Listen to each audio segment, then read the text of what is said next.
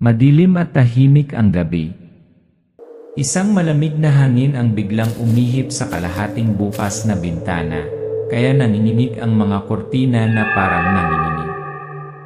Sa maliit na bahay na gawa sa kahoy, tanging ang sipol ng hangin na may halong pagpindot ng lumang orasan. Ngunit biglang may umalingaw-ngaw na isa pang tunog. Ito ay tunog ng isang bagay na nabasag. Ile! Nagising si Jessa, ang lakas ng tibok ng puso niya. Isang bangungot ba ito o isang bagay talagang darating? Jessa, in a soft, fearful voice, "Nay, narinig mo ba yun?" Yung tunog saan galing? Mahigpit na hinawakan ni Jessa ang kamay ng ina, dilat ang mga mata, hindi na makatulog. Bahagyang umiling ang kanyang ina, isang masipag ngunit takot din na babae. Jessa's mother, in a worried voice, "Don't worry, honey. Hangin lang yan." Ngunit sa puso nilang dalawa may namumuong takot. Kakaibang yabag, laging hinahabol sila ng maitim na anino. Mula nang magsimulang magbago ang ama ni Jessa, wala nang pareho. At hindi lang normal na buhay. Sa mahabang panahon, nabuhay sa takot ang kanilang pamilya. Ang ama ni Jessa, isang lalaking minsang nagmahal sa kanila, ay anino na lamang ng galit, bisyo at kalasingan na naging dahilan upang mawala ang kanyang pagkatao. Ang pinakamadilim na gabi ang pinakamapanganib, noong ang ama ni Jessa ay parang isang halimaw, isang nilalang na siya mismo ay hindi nakilala. At sa mga gabing iyon ay nakatagpo sila ng tinatawag na aswang. Hinding-hindi makakalimutan ni Jessa ang gabing kinailangan nilang tumakas ng kanyang ina sa bahay para takasan ang kabaliwan ng kanyang ama. Ang mga yabag mula sa dilim, ang mga katakot-takot na tunog ng mga nilalang na tinatawag na tiktik at aswang. At iyon din ang unang gabing nasaksihan niya ang mundong kinaharap ng kanyang ama, kung saan hindi natawa ang mga tao. Hindi lang ito isang fairy tale. Totoo naman. At iyon ang kwentong ikukwento ko sa iyo. Ang kwento ni Jessa, isang babaeng humarap sa pinakamalaking hamon ng kanyang buhay. Ang kwento ng kanyang pamilya, ng pag-ibig, pagpapatawad, at ang mga nakakakilabot na sikreto na hindi kayang harapin ng lahat. Ang gabi. Ang katahimikan ay mapang-api. Mukhang handa na ang lahat para sa isang bagong bagyo. Pero makakatakas kaya ang pamilya ni Jessa sa bangungot na ito? O tuluyan na silang makulong sa kadilimang iyon? Samahan mo akong tuklasin ang kwentong ito. Dahil sa dilim, walang nakakaalam kung ano ang naghihintay sa kanila. Madilim ang gabi, malakas ang ihip ng hangin sa labas. Ang mga sira-sirang bintana ng lumang bahay ay lumalamig, parang mga buntong hininga ng isang bahay na lumulubog sa kalagim-lagim. Sa bahay na ito, tanging paghinalang ni Jessa, tahimik at puno ng pag-aalala. Umupo siya sa tabi ng bintana. Ang mga mata ay nakatingin sa labas na parang naghahanap ng kaunting liwanag sa madilim na kadiliman. Jessa, sa mahina, nakakatakot na boses, naalala ang mga alaala. Ang mga alaala ng bahay na ito, hinding-hindi ko makakalimutan. Gabi-gabi kapag umiinom ang tatay ko, naging bangungot ang lahat. Pero hindi ko alam na ang mga bangungot na iyon ang magpapabago sa buong buhay ko. Si Jessa ay isang batang babae, nakatira sa isang mahirap na nayon, kung saan halos lahat ay nagpupumilit na mabuhay araw-araw.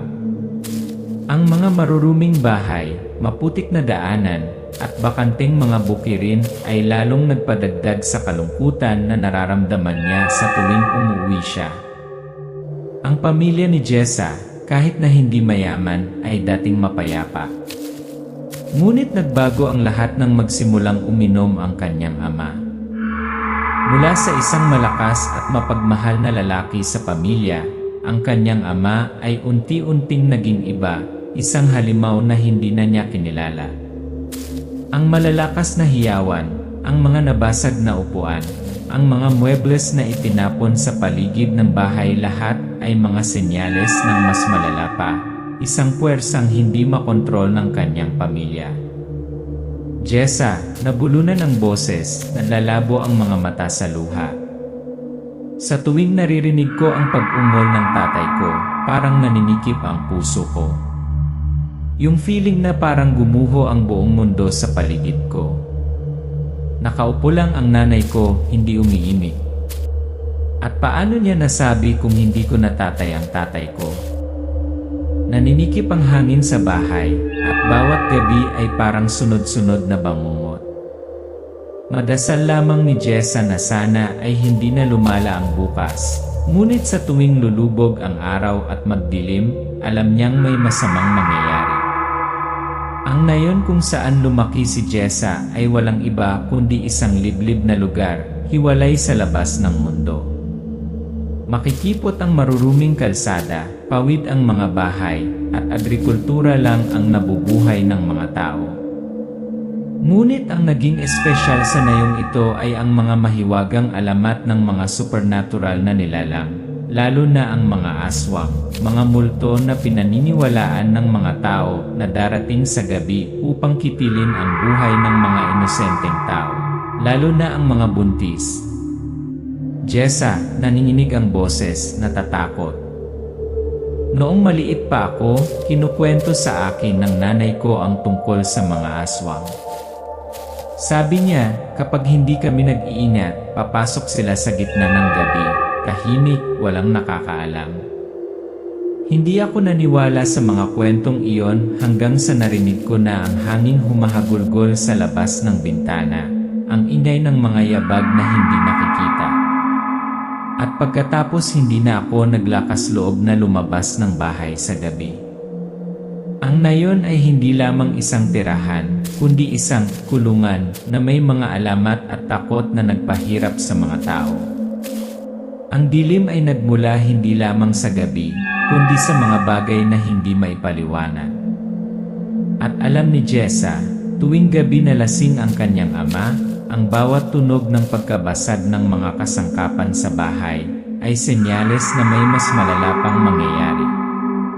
Sa madilim na bahay, kung saan tanging mabigat ang paghinga at ang malamlam na liwanag mula sa oil lamp, mahigpit na hinawakan ni Jessa ang kamay ng ina, bahagyang nanginginig ang boses sa gabi. Jessa, pabulong, nag-aalala. Mom, I'm so scared. Are we going to be okay? Yung mga ingay aswang ba sila? Napatingin sa kanya ang ina ni Jessa, may munting ngiti sa labi, ngunit hindi maitago ang pagkabalisa. Marahan lang niyang hinaplos ang kanyang ulo, sinusubukang aliwin siya, ngunit sa kaibuturan niya alam niya kung ano ang darating. Ang ina ni Jessa, mahinahon ang boses, nag-aalala. Don't worry, honey. Marami na tayong pinagdaanan at magbabago ang tatay mo. As long as we're patient, everything will be fine. Ngunit ang hindi masabi ng nanay ni Jessa ay kung ano ang mangyayari ngayong gabi kung kailan hindi lang sa mga alamat nagmumulto sa mga alamat ang mga aswang, kundi maaaring sila pa ang nagmamasid sa kanyang pamilya sa dilim. Ang hangin ay umuungol muli sa labas ng bintana, isang paalala ng kung ano ang nakatago, isang bagay na madilim at mapanganib.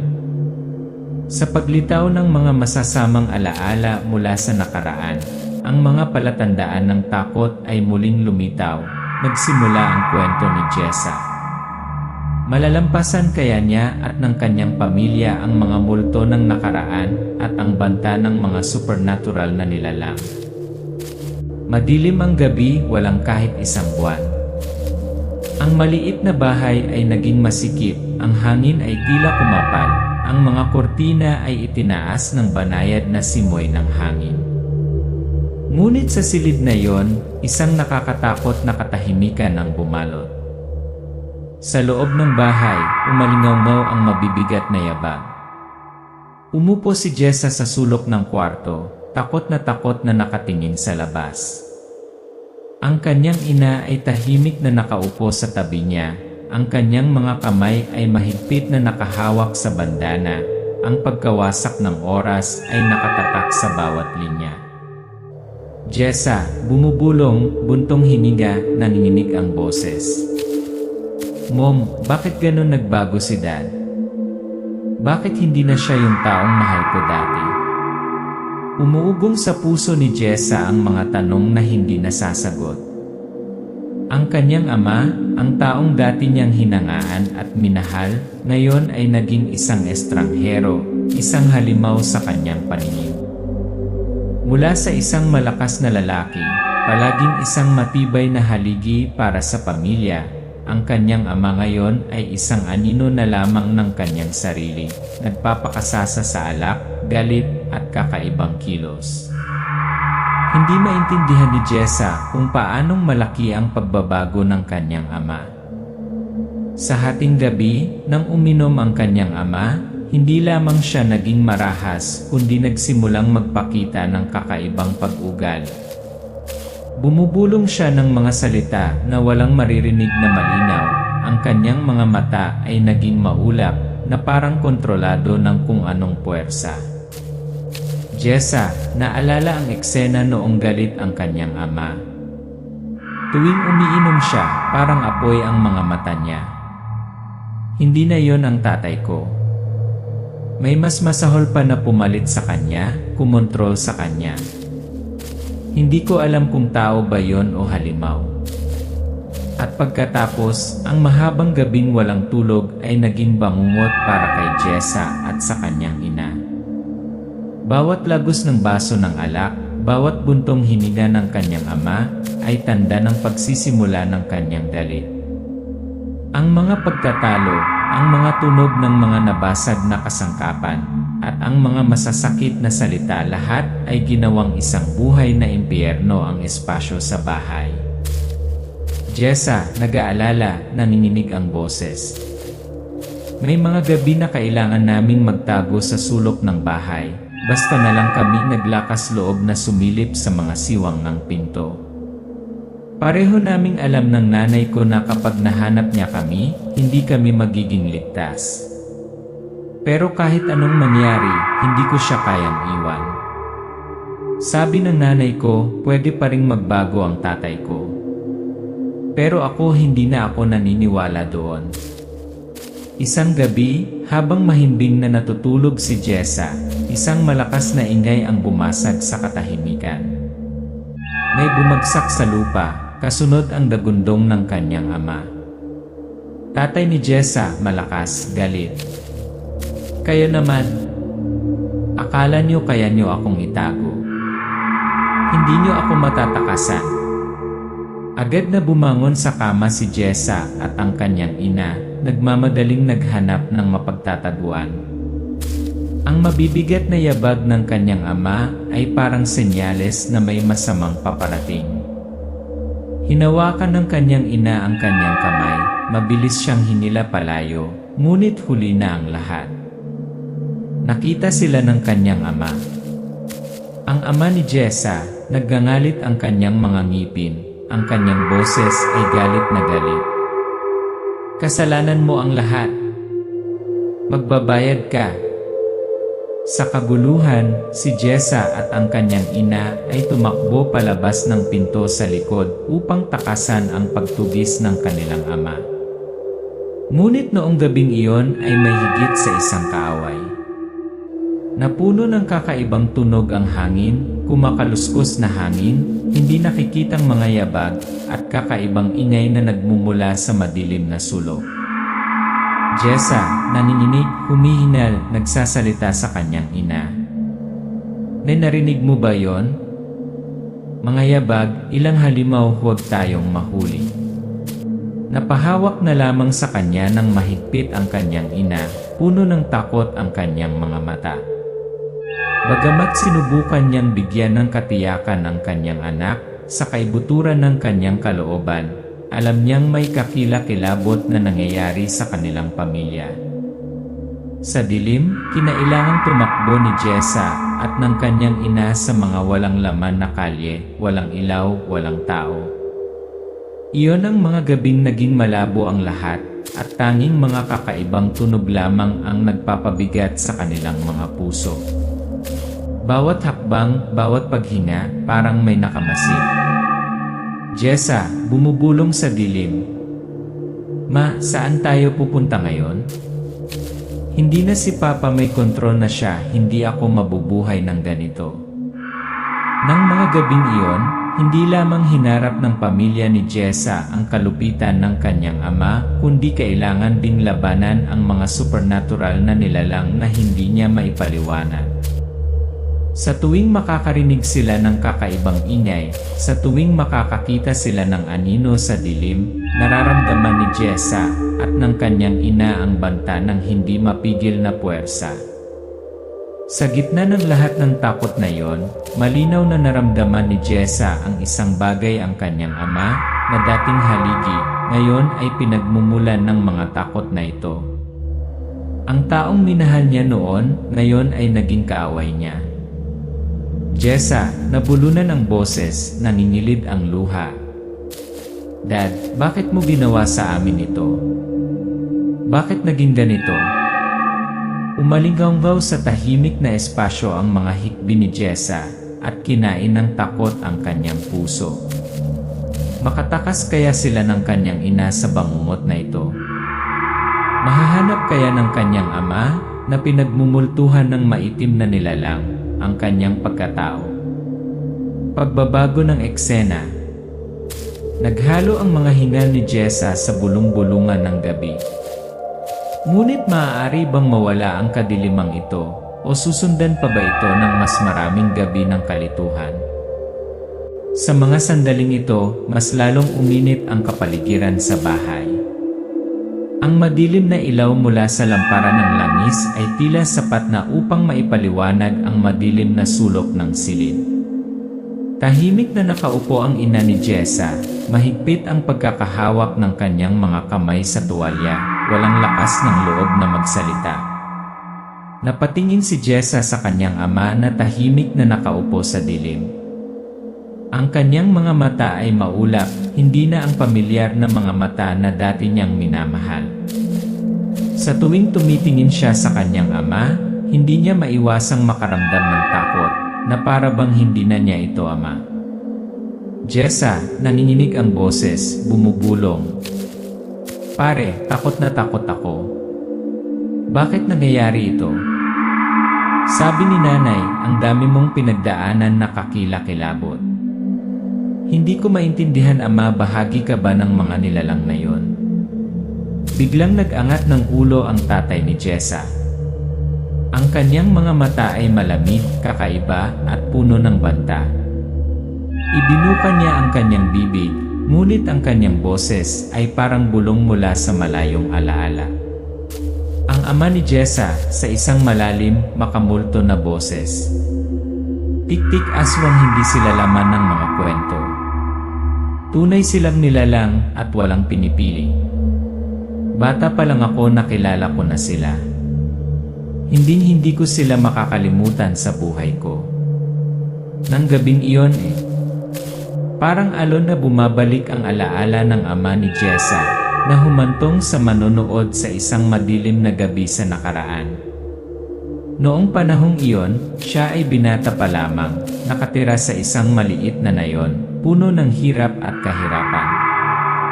Isang gabi, habang pauwi siya, naramdaman niyang may mali. Kakaibang tahimik ang lahat sa paligid niya. Tanging tunog lang ng ihip ng hangin, tapos yabag. Ang mahinang liwanag mula sa lampara ng langis ay tila hindi sapat upang malinaw na maipaliwanag ang malabong mga imaheng gumagalaw sa dilim. Ang mga figure ay lumutang, pagkatapos ay biglang nawala. Ngunit hindi tao ang nakita ng ama ni Jessa noong gabing iyon. Sila ay mga nilalang na may napakalaking katawan, kulubot na balat, at mga mata na duguan. Sila ay kumilos ng kasing bilis ng kidlat, ang kanilang direksyon ay hindi mahuhulaan. Umalinggaw ang nakakatakot na hiyawan mula sa likuran. Ang ama ni Jessa, sa isang gulat na boses, nagkukwento. Iyon ang unang beses na nakita ko sila. Tik-tik, may mahahabang itim na pakpak, lumipad sila sa akin, naghihintay na mapunit ako. Pero hindi ako makatakbo, masyado silang mabilis. Tapos nakita ko ito. Aswang. Isang halimaw na may bibig na kasing lapad ng hukay, matutulis na ngipin. Sumugod ito, sinunggaban ako na parang lulunukin ako. Naramdaman ko ang paghina nito. Huminto ang ama ni Jessa, huminga ng malalim na parang pinipigilan ang mga luha. Natahimik ang buong silid, maliban sa mabibigat niyang paghinga. Ang ama ni Jessa, patuloy, malalim at masakit ang boses. Sa kabutihang palad, nakatakas ako. Pero simula noon, nabuhay ako sa takot. At ngayon, bumalik na ang mga halimaw na iyon, natagpuan na nila tayo. Natahimik si Jessa, nalalaki ang mga mata, hindi nangangahas na maniwala sa narinig. Mahigpit na hinawakan ng kanyang ina ang kanyang kamay, pilit na tinatago ang takot na halata sa kanyang mukha. Jessa, nabulunan ang boses, nag-aalala. Mom, Dad, anong gagawin natin ngayon? Tama ka. Hindi lang nito ang mga nilalang na yan, meron talaga. Lumingon ang ama ni Jessa, hindi pangkaraniwang seryoso ang mga mata. Tumingin siya sa mga mata ng kanyang anak na para bang may gustong iparating na importante. Bawat salitang binibitawan niya ay tila sumisigaw mula sa isang masakit na nakaraan. Ang ama ni Jessa, tahimik ngunit seryoso. We can't hide forever, Jessa. Hahanapin nila tayo at kapag ginawa nila, walang makakapagligtas sa atin. Tandaan mo ito, kung hindi ka mag-iingat, susunod ka. Sa katahimikan ng gabi, habang unti-unting sinasakop ng dilim ang bahay, naramdaman ng pamilya ang presensya ng mga supernatural na nilalang na papalapit. Hindi na lamang ang kalupitan ng kanilang ama ang kanilang kinakaharap, kundi ang tunay na panganib mula sa mga aswang at tik-tik, mga nilalang ng dilim. Jessa, sa isang determinado, ngunit nakakatakot pa rin ang boses. Pare, nanay, hindi tayo pwedeng tumakas. Kailangan nating gumawa ng isang bagay para maprotektahan ang ating sarili, maprotektahan ang ating pamilya. Sa labas ng bintana, ang hangin ay umuungol ng malakas, na tila tinatawag ang kanilang mga pangalan, bilang isang babala sa kung ano ang darating. Ang pamilya ni Jessa ay hindi lamang dapat harapin ang takot sa mga tao, kundi pati na rin ang mga kakilakilabot na nilalang na hindi nila maintindihan. Ngunit mayroon ba silang lakas upang labanan ang kasamaan, o magpakailanman silang magiging biktima ng mga kamay ng kadiliman? Ang ilaw mula sa mahinang lamparan ng langis sa wakas ay namatay, ang kadiliman ay sumasakop sa lahat. Umaalingaw ang mga kakaibang tunog sa malayo. Dumating ang gabi. Ang nayon ay tahimik, walang kaluluwa sa paningin. Madilim ang langit, tanging ang mahinang liwanag ng buwan ang nakasilip mula sa likod ng makapal na ulap. Sa maliit na bahay, ang mabibigat na paghinga at kakaibang ingay mula sa labas ay nagpapahina sa hangin. Bawat ingay ay nagpapatigil sa puso ni Jessa. Nakaupo malapit ang kanyang ina, puno ng pag-aalala ang kanyang mga mata. Jessa, sa mahinang boses, humihingal. Na hindi na po kami makakapagtago. Papalapit na ang mga halimaw na yan. Napatingin ang nanay ni Jessa sa anak, nanginginig ang mga kamay. Hinawakan niya ng mahigpit ang kamay ni Jessa, ngunit hindi maitago ang takot na bumabalot sa kanyang puso. Ang ina ni Jessa sa nanginginig na boses. Wala na tayong babalikan, mahal, nagbago na ang iyong ama. Pero may pag-asa pa. Kung tayo ay maninindigan, malalagpasan natin ito. Biglang umalingaw ang malakas na kalabog sa bintana. Nagulat si Jessa na palingon sa ina. Naramdaman nilang dalawa na may mali. Mula sa labas, may magaan na yabag ngunit walang nakikita. Nagsimulang lumipad ang mga kakaibang figura sa labas ng bintana. Jessa, sa gulat, sumisigaw. Ma, may tao sa labas. Baka sila. Nang matapos ang mga salita ay biglang bumukas ang pinto. Isang halimaw na may kulubot na balat, duguan ang mga mata ang lumitaw.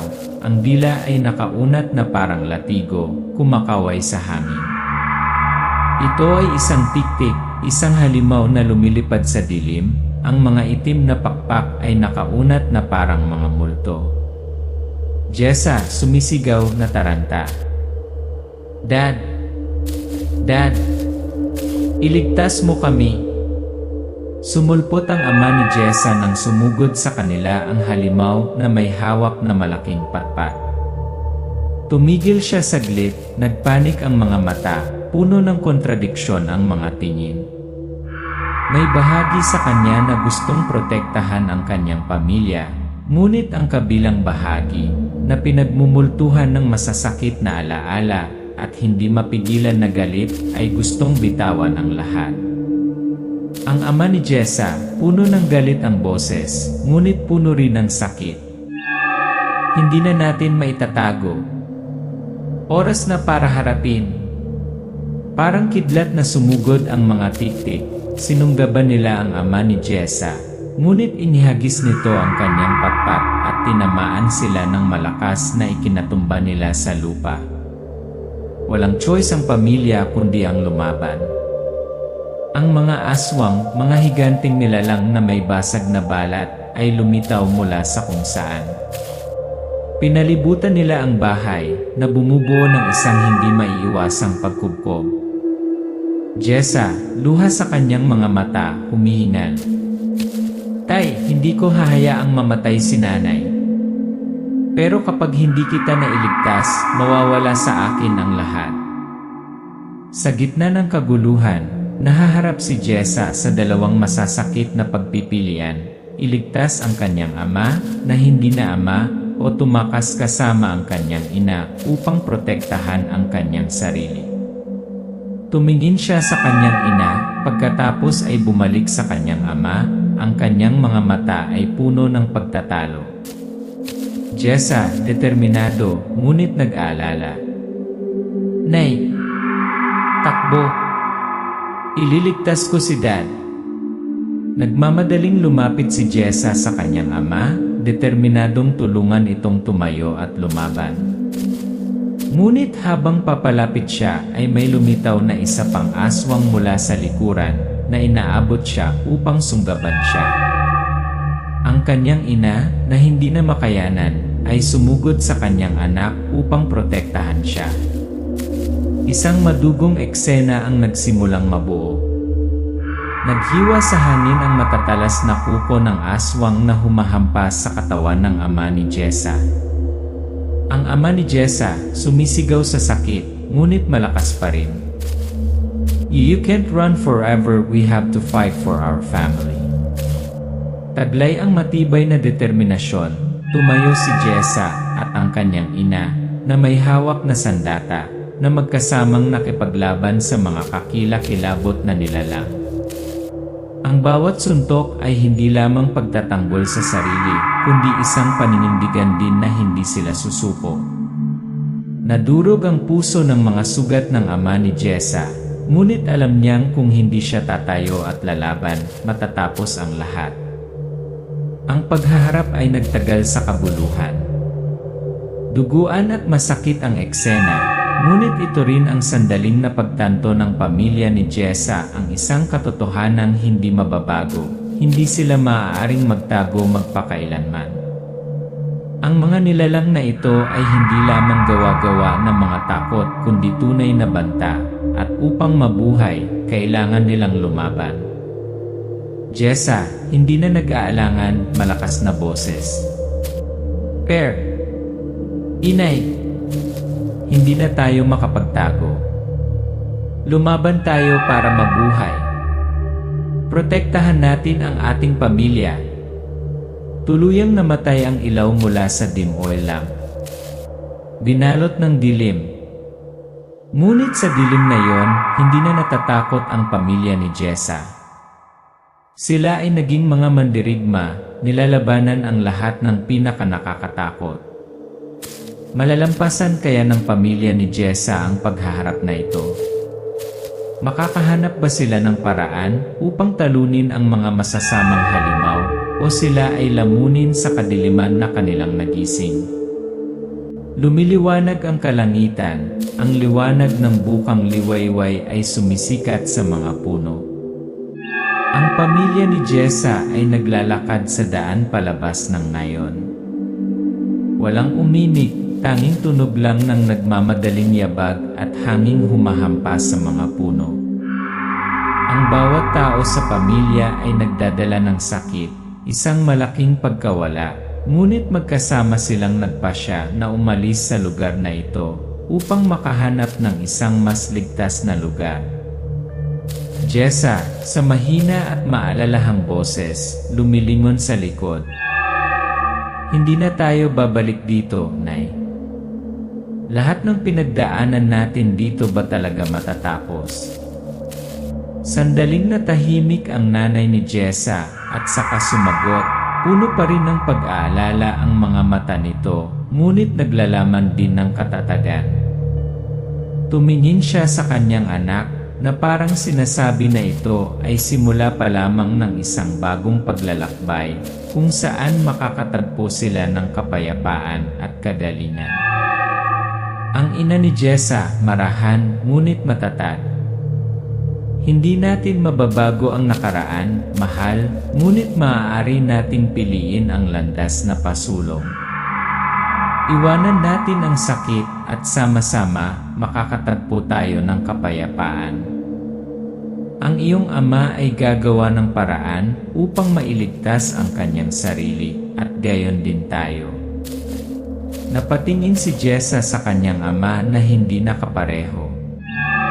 Hindi pa naghihilom ang mga sugat at kirot sa kanyang kaluluwa, ngunit ang presensya ng kanyang pamilya ay marahil ang tanging gamot na makakatulong sa kanya na malampasan ang mga multo ng nakaraan. Jessa, pabulong, bakas ng pag-asa sa kanyang mga mata. Ama, nanay, masusumpungan pa ba natin ang ating mga sarili? Humanap ng kapatawaran hindi lamang mula sa mga supernatural na nilalang kundi mula sa isa't isa. Tahimik na ang kapaligiran sa nayon, hindi na ang nakakatakot na hiyawan ng mga tik-tik o aswang. Ngunit alam ni Jessa na ang kapayapaang ito ay pansamantala lamang. Kahit umalis na sila, sinundan pa rin sila ng dilim, at ang tunay na laban ay hindi lang tungkol sa kaligtasan. Sa kanilang paglalakbay, maraming pagsubok ang kanilang naranasan. Ngunit hindi lamang bangungot, maitim na nilalang, ngunit kailangan din nilang harapin ang kanilang sarili. Ang mga sugat sa kanilang kaluluwa, pagpapatawad at pagkakaisa ng pamilya ang kailangan nilang mahanap muli. Ang pinakamahalaga ay ang pagpapagaling, hindi lamang para sa ama ni Jessa, kundi pati na rin sa buong pamilya. Jessa, nakatingin sa ama, puno ng emosyon ang boses. Dad, alam kong marami na kayong pinagdaanan. Pero alam ko rin, hindi kami habang buhay ng mga nangyari. Ikaw ang aking ama at mamahalin ka namin palagi. Sa gitna ng mahabang milya, nakakita sila ng bagong nayon. Ang tanawin ay walang espesyal, ngunit ang hangin dito ay sariwa at payapa. Wala nang bakas ng mga supernatural na nilalang, wala nang nagmumulto sa nakaraan.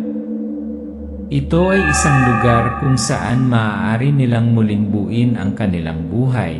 Alam na ang mga alaala ay palaging susunod sa kanila. Jessa, kasama ang kanyang ina, nakatayo habang nakatingin sa papalubog na araw. Puno ng determinasyon ang kanyang boses. Hindi na natin hahayaang kontrolin pa ng nakaraan ang buhay natin. Ang masasakit na alaala ang maging motibasyon para lumakas tayo.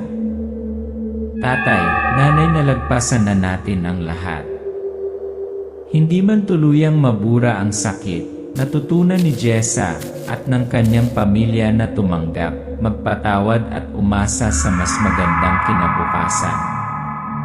Ang labanan ay hindi lamang tungkol sa kaligtasan, kundi pati na rin sa isang espiritual na labanan upang madaig ang takot, pagdurusa at muling pag-ibig sa pamilya.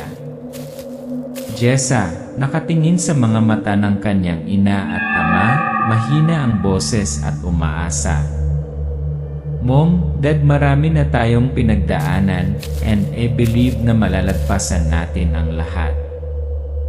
To love, to forgive, and to live a happy life. We have each other, and that's all that matters. Unti-unting lumulubog ang araw, ang mga huling sinag ng liwanag na sumisikat sa mga ulap, parang paalala na pagkatapos ng bagyo, laging may bukang liwayway.